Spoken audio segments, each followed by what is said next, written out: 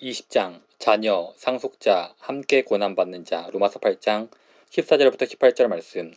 무릇 하나님의 영으로 인도함을 받는 사람은 곧 하나님의 아들이라. 너희는 다시 무서워하는 종의 역할을 받지 아니하고 양자의 영을 받았으므로 우리가 아빠 아버지라고 부르짖느니라. 성령이 친히 우리의 영과 더불어 우리가 하나님의 자녀인 것을 증언하시나니 자녀이면 또한 상속자 곧 하나님의 상속자요 그리스도와 함께한 상속자니 우리가 그와 함께 영광을 받기 위하여 고난도 함께 받아야 할 것이니라. 생각하건대 현재의 고난은 장차 우리에게 나타날 영광과 비교할 수 없도다. 오늘은 17절이 전하는 환상적이면서도 무시무시한 약속을 살펴보겠습니다. 환상적이라고 한 것은 모두 하나님의 자녀가 그분의 상속자로서 하나님의 유산을 받게 될 것이고 세상에서 이보다 더 큰 유산은 없기 때문입니다. 그리고 무시무시하다고 한 것은 그 유산을 받기 위해 우리가 고난을 받아야 한다고 말씀하시기 때문입니다. 자녀이면 또한 상속자 곧 하나님의 상속자요 그리스도와 함께한 상속자니 우리가 그와 함께 영광을 받기 위하여 고난도 함께 받아야 할 것이니라. 우리가 하나님의 자녀임을 성령은 어떻게 증언하는가? 먼저 앞절들의 요지를 복습해 보겠습니다. 16절에 말합니다. 성령이 친히 우리의 영과 더불어 우리가 하나님의 자녀인 것을 증언하시니. 우리가 예수 그리스도에게 속해 있다면 9절 말씀처럼 우리는 그리스도의 영을 소유하고 있습니다. 그분은 우리 안에서 우리가 하나님의 자녀임을 증언하십니다. 어떻게 그렇게 하십니까? 지난 본문을 통해 적어도 두 가지 방법을 살펴보았습니다. 먼저 13절과 14절의 연결점을 보았습니다. 너희가 육신대로 살면 반드시 죽을 것이로되 영으로서 몸의 행실을 죽이면 살리니 무릇 하나님의 영으로 인도함을 받는 사람은 곧 하나님의 아들이라. 우리가 하나님의 자녀임을 보여주기 위해 성령께서 하시는 일 중 하나는 우리가 죄와 싸우도록 이끌어 그분의 능력으로 몸의 행실을 죽이게 하는 것이라고 했습니다. 두 번째로는 15절 말씀을 통해 성령께서 아빠 아버지라고 부르짖게 하신다는 것을 보았습니다. 15절 후반부입니다. 양자의 영을 받았으므로 우리가 아빠 아버지라고 부르짖느니라. 받았으므로 라는 표현에 주목하십시오. 성령이 하시는 일이 이것입니다. 예수님을 믿는 자들이 마음으로 아빠 아버지라고 부르짖고 있다면 이것은 성령께서 우리가 하나님의 자녀임을 증언하시는 것입니다. 고린도전서 12장 3절과 연관지어 이에 대해 살펴보겠습니다. 바울은 말합니다. 하나님의 영으로 말하는 자는 누구든지 예수를 저주할 자라 하지 아니하고 또 성령으로 아니하고는 누구든지 예수를 주시라 할 수 없느니라. 다른 말로 하면 우리가 예수님은 주시다라고 부르짖는 것은 성령께서 우리 마음에서 증언하시는 것입니다. 하지만 성령께서 우리 마음에 불러일으키는 부르짖음은 이것이 전부가 아닙니다. 아빠 아버지라고 부르짖게도 하십니다. 다른 말로 하면 성령은 우리 안에서 하나님을 향해 두 가지 심오한 변화를 일으키신다는 말입니다. 하나는 복종하는 겸손한 태도입니다. 하나님의 아들 예수님이 나의 주님이시고 주인이라고 고백하게 하십니다. 나는 그분의 백성이고 그분이 나의 주인이시며 나를 주관하시는 자라고 고백합니다. 그리고 또 하나는 기쁨에 가득 차 담대하게 어린아이와 같이 확신을 가지고 하나님 나의 아버지라고 고백하게 하십니다. 예수님은 나의 주인이십니다. 하나님은 나의 아버지이십니다. 성령이 내주하시는 그리스도인은 겸손하게 소망이 차서 이렇게 부르짖습니다. 이러한 겸손한 확신으로부터 우리는 영으로서 이끌림을 받아 자기 죄와 싸우게 되고 주님을 높이지 않고 아버지께 영광이 되지 않는 모든 것을 죽이게 됩니다. 환상적이면서도 무시무시한 소식. 17절에서 바울은 하나님이 우리 아버지라는 사실에 크게 기뻐해야 할 이유를 더 말하고 있습니다. 이 사실을 놓치지 마십시오. 분명히 바울은 우리가 기뻐하기를 원합니다.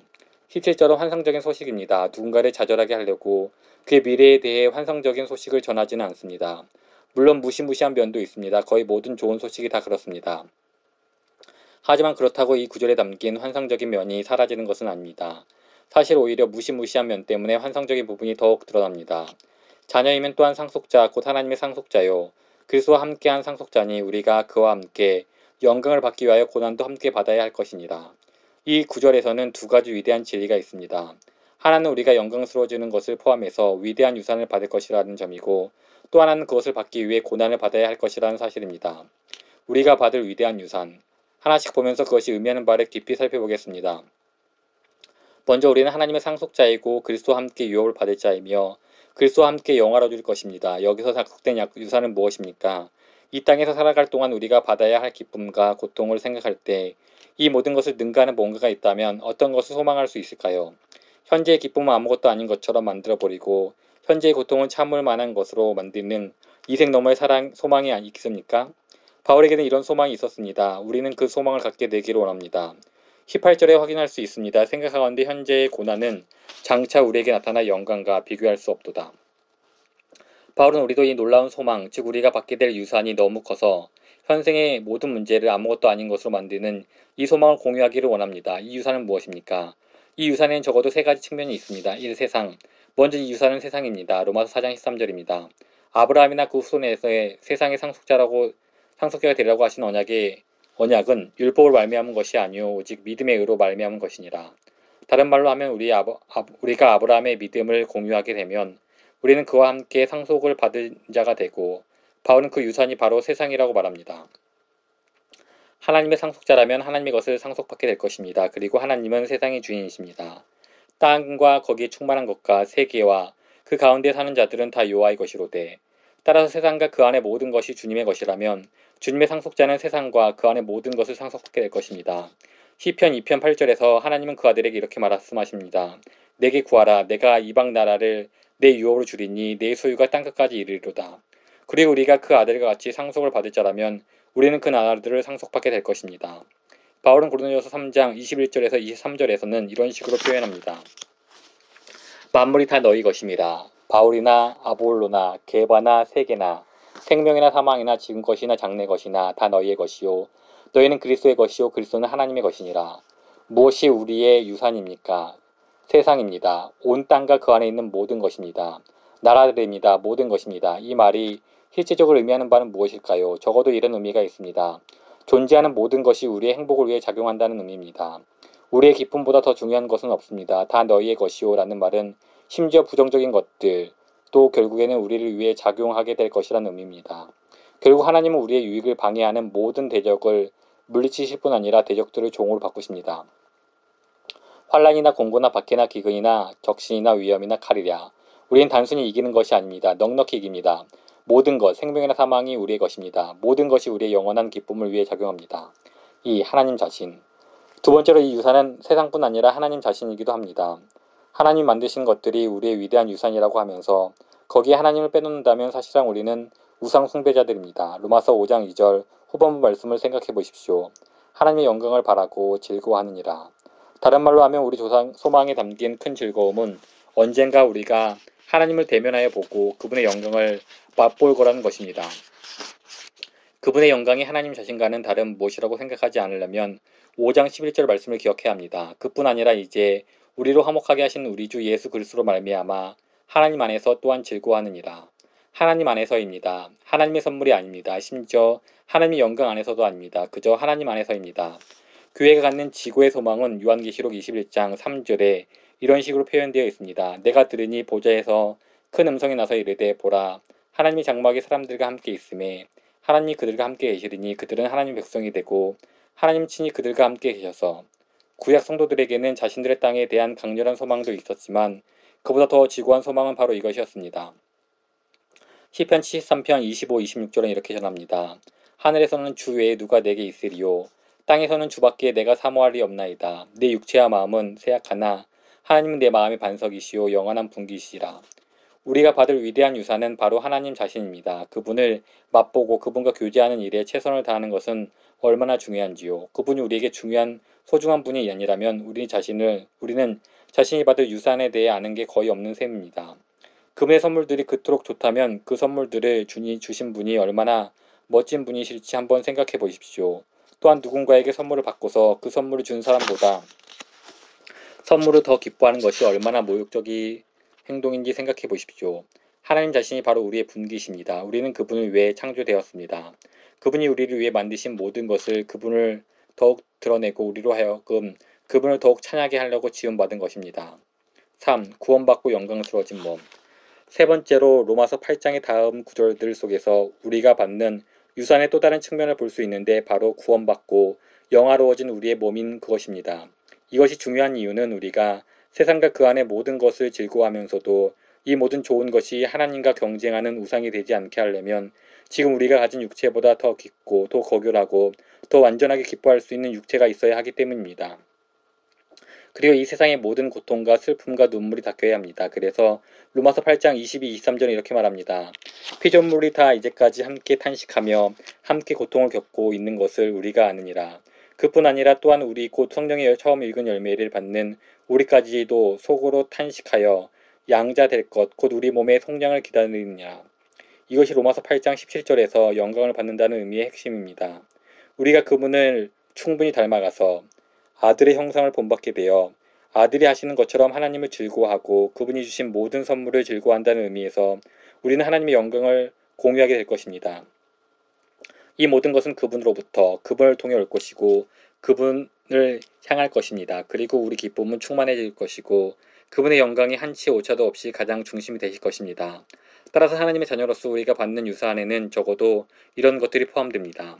세상과 그 안의 모든 것을 받고 최종적이고 궁극적인 분기시자 상급으로서 하나님 자신을 받고 하나님을 더욱 온전히 깊이 즐거워하고 어떤 우상 숭배의 흔적도 없이 그분의 선물들을 즐거워하도록 새롭고 영화로워진 몸을 받게 됩니다. 그분과 함께 영광을 받기 위해 함께 고난을 받으라. 이제 한 가지 질문이 남습니다. 그분과 함께 이러한 영광을 받기 위해 그리스도와 함께 고난을 받아야 한다는 말은 무슨 의미일까요? 로마서 8장 17절 말씀을 기억해 보십시오. 자녀이면 또한 상속자 곧 하나님의 상속자요 그리스도와 함께한 상속자니 우리가 그와 함께 영광을 받기 위하여 고난도 함께 받아야 할 것이니라. 그분과 함께 얻는 영광, 우리가 받는 유산은 그분과 함께 받는 고난이라는 조건을 충족시켜야 합니다. 예수님도 그렇게 그 말씀을 하셨습니다. 누가복음 9장 23절입니다. 아무든지 나를 따라오려거든 자기를 부인하고 날마다 제 십자가를 지고 나를 따를 것이니라. 바울도 그렇게 말했습니다. 무릇 그리스도 예수 안에서 경건하게 살고자 하는 자는 박해를 받으리라. 히브리서 기자도 말했습니다. 주께서 그 사랑하시는 자를 징계하시고 그 받아들이시는 아들마다 채찍질하심이라 하셨으니 너희가 참음은 징계를 받기 위함이라. 하나님이 아들과 같이 너희를 대우하시나니 어찌 아버지가 징계하지 않는 아들이 있으리요. 베드로도 그렇게 말했습니다. 오히려 너희가 그리스도의 고난에 참여하는 것으로 즐거워하라. 이는 그의 영광을 나타내실 때에 너희로 즐거워하고 기뻐하게 하라 함이라. 고통이 없으면 얻는 것도 없습니다. 십자가 없이는 멸류관도 없습니다. 고난이 없으면 유산도 없습니다. 이것이 공식입니다. 그리고 만약 여러분이 어떤 고통을 말하는 것입니까? 그분을 증거하다가 받은 핍박을 의미합니까? 아니면 우리가 삶에서 직면하는 여러 가지 힘든 일들로 해당됩니까? 라고 묻는다면 저는 로마서 8장의 다음 구절들로 답하겠습니다. 이 타락한 시대의 더없음을 인해 생겨나는 모든 괴로움, 즉 박해와 재난과 질병과 죽음이라고 답하겠습니다. 천국으로 가는 도중에 직면할 수밖에 없지만 예수님을 믿음으로 인내하는 모든 고난을 말합니다. 우리의 믿음을 뒤흔들고 하나님부터 멀어지게 만들 수 있는 모든 어려움을 말합니다. 로마서 8장 18절부터 25절까지 말씀을 읽으시고 자신을 보기 바랍니다. 고난이 믿음의 인내를 이루기 때문이다. 왜 그렇게까지 해야 하는지 이유를 물으면서 말씀을 매직합니다. 바울은 왜 고난이 영광보다 앞서야 한다고 말합니까? 적어도 부분적으로는 로마서 5장 3절에서 이에 관한 대답을 찾아볼 수 있습니다. 다만 이뿐 아니라 우리가 환난 중에도 즐거워하나니 이는 환난은 인내를 이루는 줄 압니다. 여기 단서가 있습니다. 고난 또는 환난은 인내를 이룹니다. 무엇의 인내입니까? 믿음입니다. 어떻게요? 우리로부터 나오는 자기 의존 그리고 사물과 사람을 신뢰하는 마음이라는 지지대들을 무너뜨림으로써 우리를 더욱 하나님 의존 쪽으로 만드는 방법으로 그렇게 합니다. 아무런 고통과 어려움과 문제가 없다면 우리의 타락한 심령은 이 세상 너머의 유산, 즉 하나님 자신을 더욱 깊이 사랑하는 대신 이 세상이 주는 안락함과 안전과 즐거움을 더욱 깊이 사랑하려고 할 것입니다. 이 생을 사는 동안 고통이 주어지는 것은 우리에게는 은혜입니다. 이를 통해 우리는 이 세상을 사랑하지 않고 죽은 자를 살리신 하나님을 더욱 의지하게 됩니다. 우리가 하나님의 나라에 들어가려면 많은 환난을 겪어야 할 것이라. 다른 길은 없습니다. 고난을 꺼리지 마십시오. 고난은 견디기 힘듭니다. 저도 잘 알고 있습니다. 하지만 우리 앞에 놓인 유산을 지키려면 또 하나님께서 바울이 그 기업의 영광의 풍성함이라고 부른 것을 우리가 볼 수 있게끔 은혜를 베푸신다면 우리도 바울 사도와 함께 생각하건대 현재의 고난은 장차 우리에게 나타날 영광과 비교할 수 없도다라고 말하게 되지 않겠습니까? 이 땅에서의 삶을 환상적인 유산을 받으러 길을 떠난 여행이라고 생각해 보십시오. 이렇게 생각하면 우상 숭배에 빠지지도 않고 모든 짐이 가볍게 느껴질 것입니다. 그리고 모든 불평이 사그라질 것입니다. 존 뉴턴이 이에 대해 적어놓은 글이 있습니다. 한 사람이 큰 재산을 얻으려고 뉴욕에 갔다고 가정해 보십시오.